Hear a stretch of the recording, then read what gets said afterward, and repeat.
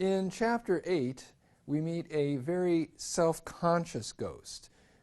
The chapter is occupied by a dialogue that Lewis overhears between a solid person and a woman who is very, very concerned about how she appears or how she's going to look to the others. This is somebody who has a complete absorption in her appearance, and this is what traditionally we refer to as vanity. This is the moral fault, in other words, where you have an excessive attention to how you look or appear to others, their respect for you or esteem for you. Before C.S. Lewis wrote the Chronicles of Narnia, he wrote a series of science fiction novels, which are often referred to as the Space Trilogy. And in the second one, Perelandra, he imagines what it would be like to be an unfallen human being. A traveler goes from Earth to Venus, and he discovers a woman there who is another Eve, but an Eve who is not chosen to sin. And one of the things that puzzles her about him is how he seems to, as she calls it, stand alongside himself. That is, he looks at himself as if he were a kind of an object. She's far more fascinated by the world around her, and being self-conscious in the vain sense of that term of self-consciousness is strange to her. It's even kind of boring. Now, by the way, if you're wondering, does she actually end up falling? I'm not going to spoil it for you. You have to go read Perelandra yourself. But the point that Lewis is making there and now here is that there is something strange and disordered about having this excessive attention to how you appear and how you look to others. At the end of the chapter, the bright person summons a herd of unicorns and stampedes them by her. And apparently his strategy is to accomplish some kind of diversion that would draw her mind away from herself and perhaps get her to focus and think about something else.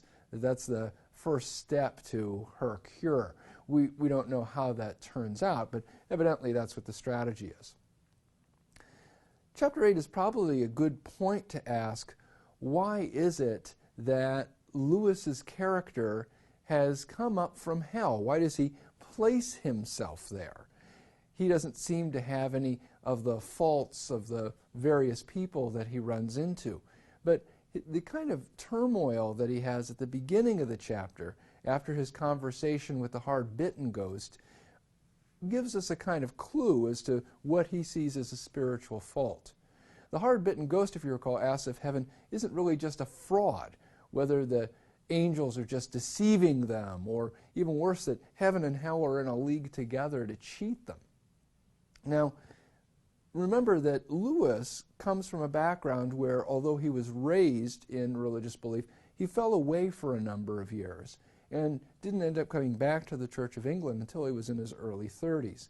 People become atheists for all sorts of reasons, but Lewis found it very difficult to believe in God in light of the problem of innocent suffering.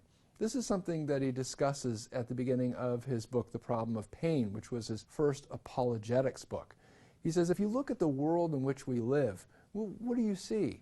You see animals that live by preying on each other, killing each other for food. They cause pain by coming into the world, and they inflict pain on others.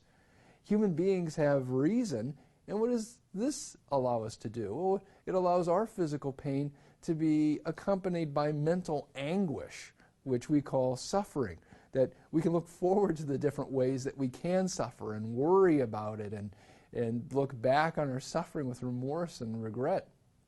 Human history just seems to be a long catalog of human beings inflicting pain and suffering on each other, year after year, century after century.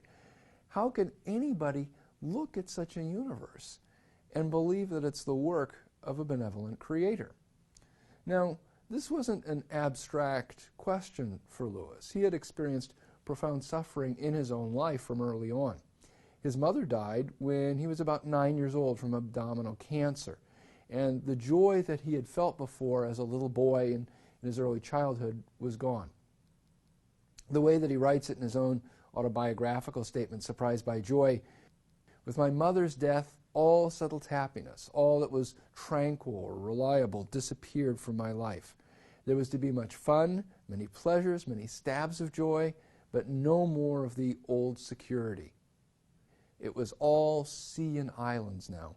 The great continent had sunk like Atlantis. So, obviously, this is a devastating experience for Lewis, was a devastating experience, and so one of the temptations for him was to despair of God's goodness and providence, to despair of that joy that God offered and to believe it just an illusion. He can picture himself as a soul that's separated from God by this despair. And so it's appropriate at this point that, in fact, he gets a little help. In the next chapter, we'll look at his meeting with George MacDonald and the assistance that MacDonald gives him as he continues to walk through heaven.